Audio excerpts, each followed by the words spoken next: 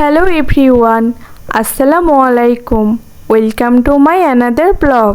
আজকে আমি আপনাদেরকে সাধারণ ওয়েতে গরুর মাংস রান্না করে দেখাবো। এভাবে রান্না করতে তেমন কোনো মশলার প্রয়োজন নেই। হাতের নাগালে যেসব মশলাগুলো থাকে সেগুলো দিয়ে রান্নাটা করব।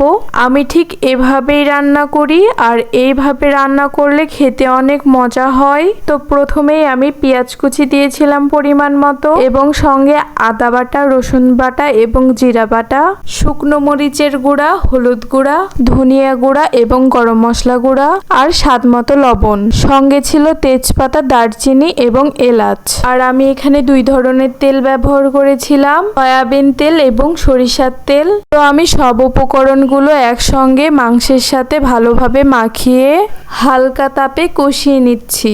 এখানে আমি একটুও পানি অ্যাড করব না, কারণ মাংস থেকে পানি বের হয়ে এটা ভালোভাবে কষানো হয়ে যাবে। যত বেশি কষাবেন তত বেশি খেতে মজা হবে।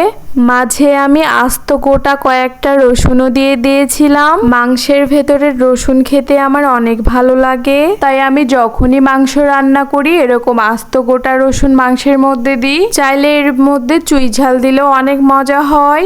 আমার আবার চুই ঝাল খুব একটা বেশি পছন্দ না, মোটামুটি ভালো লাগে। তো নেক্সট টাইম চুই ঝাল দিয়ে মাংস রান্না করে দেখাবো।